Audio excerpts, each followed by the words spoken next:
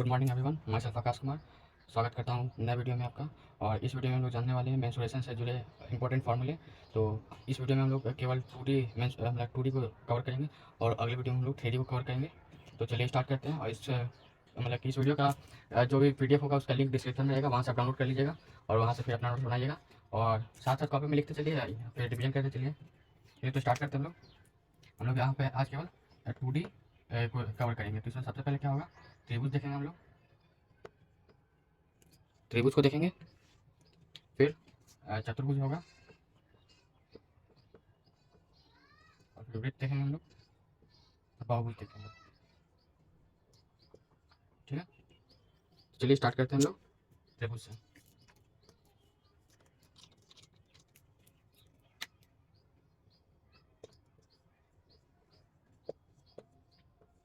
त्रिभुज बेसिकली होता क्या है,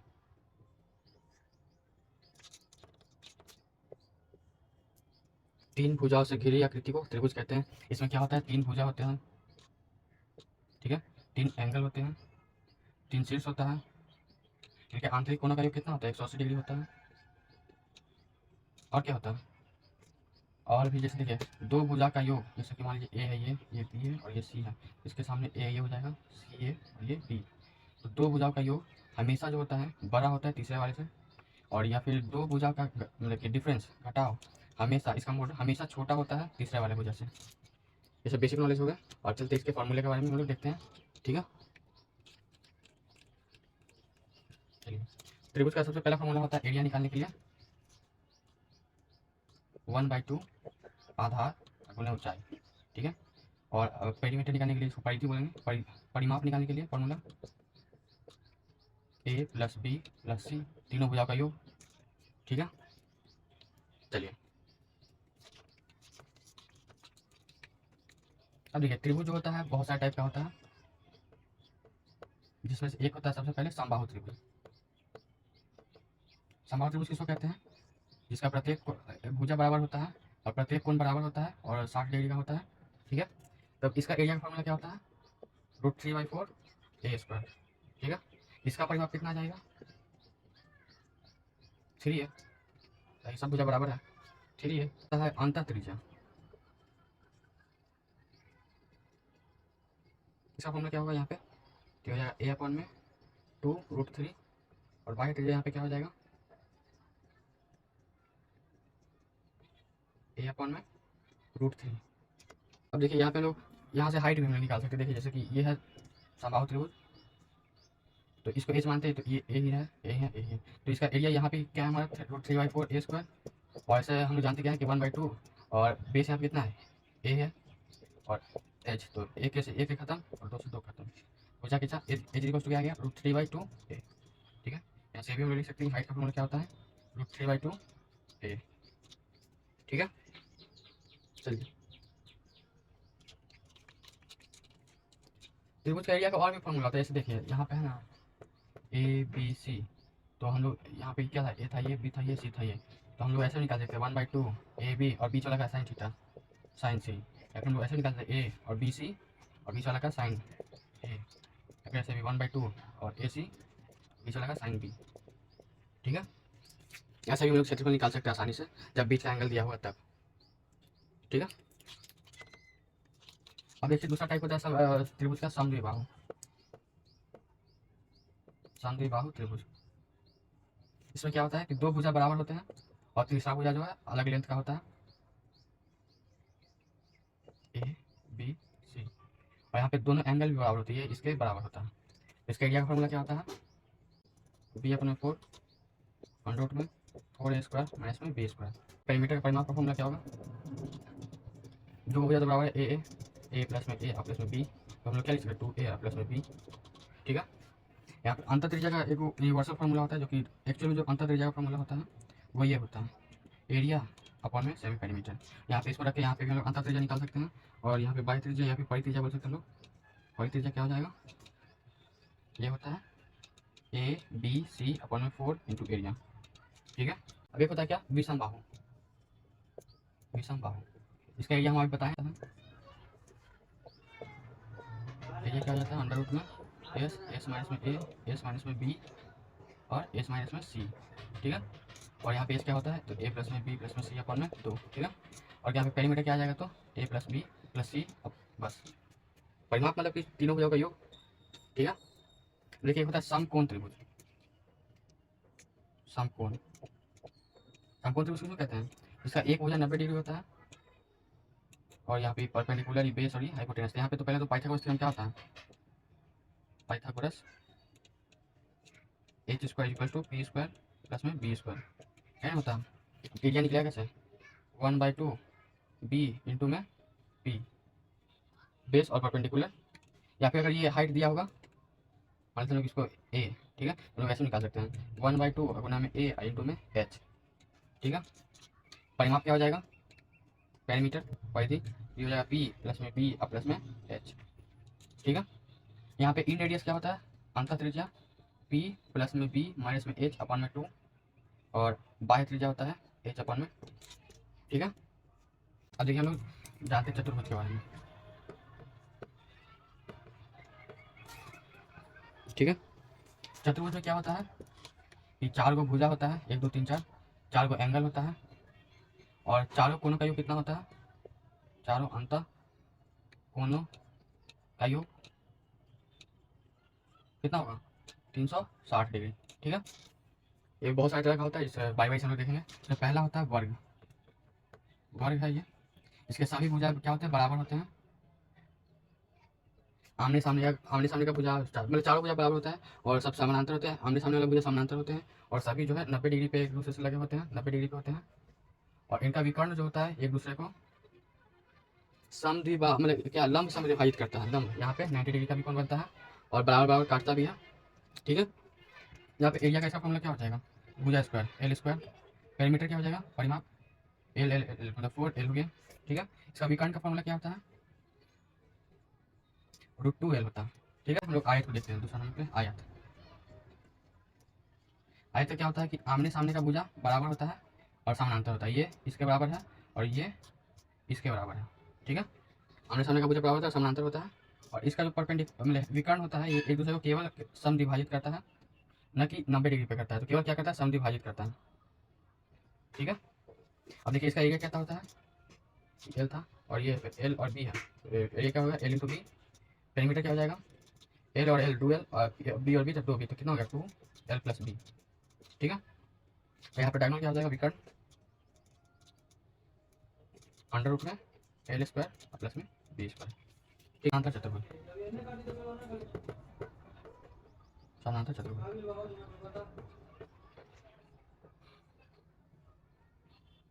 यहाँ पे क्या होता है कि आमने सामने का भुजा आयत की तरफ बराबर होता है और समानांतर होता है, ठीक है। और यहाँ पे आमने सामने का कोण भी बराबर होता है, यहाँ पे हर एक कोण होता है 90 डिग्री का होता है वर्ग की तरह, यहाँ पे आमने सामने का कोण बराबर होता है और ये और मतलब एक साइड के कोण मतलब किस ये और ये जोड़ के 180, इसको इसको जोड़ के 180, इसको इसको जोड़ के 180, इसको इसको जोड़ के 180 आता है, ठीक है। और इसका एरिया का फॉर्मूला होता है b इंटू एच, यहाँ पे जो h है क्या, ये परपेंडिकुलर डिस्टेंस है, अगर b पेरीमीटर कितना हो जाता है तो इसी की तरह मतलब 2 इंटू एल प्लस में b होता है, ठीक है। समचतुर्भुज के बारे में देखिए, इसका भुजा जो होता है वर्ग की तरह बराबर होते हैं, लेकिन ये जो एंगल होता है 90 डिग्री ना होकर समांतर चतुर्भुज की तरह होता है और ये आपस में मतलब कि सामने सामने के समानांतर होता है, ये इसके समांतर होता है, ये इसके समांतर होता है और ये इसके डायगोनल को लंब समद्विभाजित करता है, 90 डिग्री पे काटता है, ठीक है। तो इसका एरिया का फॉर्मूला होता है 1/2 और d1 इंटू में d2, यहाँ पे d1 d2 क्या है, तो इसका पहला विकर्ण और दूसरा विकर्ण, ठीक है। पेरीमीटर क्या हो जाएगा, तो वर्ग की तरफ 4l हो जाएगा, ठीक है, सभी भुजा बराबर होते हैं। और यहाँ पे और भी जैसा कंडीशन निकल रहा है, जैसे देखिए यहाँ पे जो एल इसका है मतलब भुजा है, एल स्क्वायर करेंगे तो क्या आ जाएगा पता, 1/2 d1 का स्क्वायर प्लस में d2 का स्क्वायर, ये आता है 1/2 नहीं 1/4 हो जाएगा 1/4, या फिर इसको ऐसे भी लिख सकते हैं l is equal to 1/2 under root में d1 का स्क्वायर और प्लस में d2 का स्क्वायर। यहाँ पे बहुत बार क्वेश्चन पूछा जाता है कि एक विकर्ण दे दिया जाता है और एक भुजा दे दिया जाता है और पूछता है कि इसका एरिया कितना होगा, तो पहला विकर्ण का आधा करके फिर भुजा से हम लोग दूसरा विकर्ण निकालते हैं और विकर्ण निकाल के फिर एरिया निकाल लेते हैं। हम लोग देखेंगे समलंब चतुर्भुज, पांचवा समलंब चतुर्भुज। इसमें क्या होता है कि दो भुजा समानांतर होते हैं और बाकी दो तो तिर्यक भुजा होते हैं, ठीक है। इसका एरिया होता है 1/2 गुना ऊंचाई गुना में समानांतर भुजाओं का योग। ये ए है और ये बी है, तो वही A+B हो जाता है। ठीक है। और अगर परिमाप निकालना हो तो सीधा सीधा जोड़ लेंगे, A B C D मान लेते हैं लोग, तो A+B+C+D निकल जाएगा। अच्छा है पतंग आकृति, इसका ऐसे होता है मतलब, ठीक है। तो इसका एरिया कैसे निकलेगा फिर, इसके तरह निकलेगा 1/2 D1 × D2, और पेरीमीटर क्या हो जाएगा फिर, तो ये इसके बराबर होता है और ये इसके बराबर होता है, तो 2 × L प्लस में B मान लेते हैं लोग, ये L मान लिया और B मान लिया, B तो ये भी और ये L।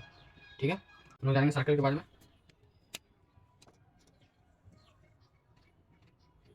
सर्कल, ठीक है, ये सर्कल का केंद्र है, यहाँ से इसको मिलाने पे ये बन गया क्या, त्रिज्या। और ये टोटल आर्क मतलब इधर से उधर मिल जाता है, तो ये टोटल क्या हो जाता है, व्यास। और फिर ये हो गया जीवा, ये हो गया स्पर्श रेखा, ठीक है, स्पर्श रेखा। और बहुत सारा आता है जो कि हम ज्योमेट्री वाले क्लास में देख लेंगे। अब देखिए इसका एरिया का फॉर्मूला क्या होता है, एरिया क्या होता है πr², पेरीमीटर क्या होता है परिधि 2πr। ठीक है। अब देखिए यहाँ पे त्रिज्यखंड बोलते हैं उसको, वृत्तखंड बोलते हैं ऐसे, यहाँ पे ये है डिग्री, तो पूछेगा ये इतना, इस चाप का लंबाई बताइए, चाप की लंबाई, तो चाप का लंबाई कितना होता है,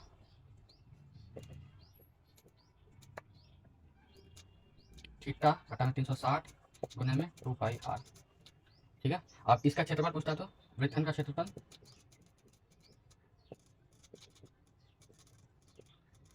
क्या आ जाता है, थीटा अपॉन 360 गुने में πr²।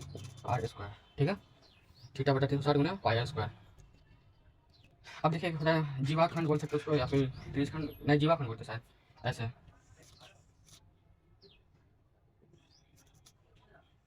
बोला केवल इसका क्षेत्रफल निकालना है। ठीक है। यहाँ पे थीटा है, तो इसका क्षेत्रफल क्या हो जाता है,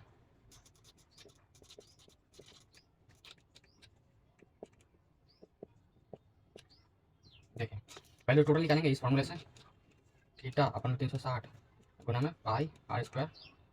और अब ये त्रिभुज वाला को माइनस करना हो तो -1/2, ये तो त्रिज्या ही है, r²। हम बता दें कुछ देर पहले, जैसे कि त्रिभुज का है, ए है, बी है, सी है, और ये है CBA। तो इसका क्षेत्रफल निकालना होता तो क्या करते हैं लोग, 1/2 यानी कि AC लेते हैं, तो इसके बीच का एंगल sin B करते हैं। ठीक है। उसी प्रकार यहाँ पे देखिए हम लोग ये लिए R और R, इसके बीच एंगल कितना थीटा है, यहाँ पे क्या करना होगा sin थीटा। हो गया आंसर। ठीक है। यहीं पे अर्धवृत्त को देख लेते हैं, यह है अर्धवृत्त। अर्धवृत्त का क्षेत्रफल क्या होता है, πr² टोटल हो गया, अपन में 2 कर जाएंगे तो आधा अर्धवृत्त हो गया। इसका पेरीमीटर क्या हो जाएगा, तो ये टोटल का πr² 2π² था, तो इसका हो जाएगा πr, और प्लस में यहाँ पे देखिए ये एक व्यास भी बढ़ गया, तो प्लस में d कर सकते हैं। अभी d को हम लोग और क्या लिख सकते हैं, πr प्लस में 2r। ठीक है। अब देखिए हम जानेंगे बहुभुज के बारे में, नियमित बहुभुज के बारे में।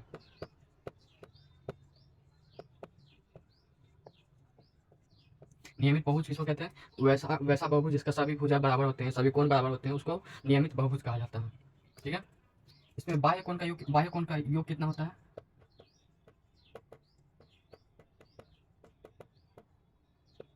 देखिए कोई भी आकृति हो, मतलब त्रिभुज हो, चतुर्भुज हो, पंचभुज हो, षष्ठभुज हो, कोई भी हो, उसका बाह्य कोण का योग हमेशा और हमेशा कितना होता है, 360 डिग्री होता है। ठीक है। तो 360 डिग्री होता है, तो प्रत्येक पूछा है तो प्रत्येक बाह्य कोण का मान कितना हो जाएगा फिर, 360 बटा में जितना भुजा उसे डिवाइड कर देंगे, आ जाएगा प्रत्येक भुजा का मान, प्रत्येक बाह्य कोण का मान। ठीक है। तो देखिए अंतः कोण का मान हम लोग देखेंगे, अंतः कोण का मान कितना था, अंतः कोणों का योग, अंतः कोण का योग ये होता है n-2 इंटू में 180 डिग्री। जितना भुजा है वो लिखेंगे, उसमें से 2 घटा के उसको 180 से गुना करना होगा। मान लीजिए 3 भुजा त्रिभुज, तो त्रिभुज का 3 भुजा होता है, 3 में से 2 घटा 1 और 1 को 180 से गुना किया तो 180, मतलब त्रिभुज का कोण का योग कितना होता है, 180 डिग्री। वैसे ही चतुर्भुज है, तो चतुर्भुज में कितना भुजा होता है 4, तो 4 से 2 घटा 2 और 2 को फिर 180 से गुना किए तो 360, लेकिन चतुर्भुज का कोणों का योग कितना होता है 360 डिग्री। और वैसे ही अदर भी निकाल लेते हैं हम लोग। ठीक है। देखिए प्रत्येक अंतःकोण का मान कितना हो जाएगा, अंतःकोण का मान क्या हो जाएगा, n माइनस 2 इंटू में 180 बटा में कितना, जितना बचा उतना से डिवाइड कर देंगे, आ जाएगा सिंपल। या फिर इसको हम ऐसे भी लिख सकते हैं, 180 और माइनस में बायो कोण सेम आएगा, क्योंकि देखिए यहाँ पे चतुर्भुज है, तो ये इसका बाह्य कोण है और ये इसका अंतः कोण है। योग कितना होता है, 180 होता है, तो 180 में से घटाएंगे तो आ जाएगा आराम से। देखो कि कर्णों की संख्या कितनी होती है,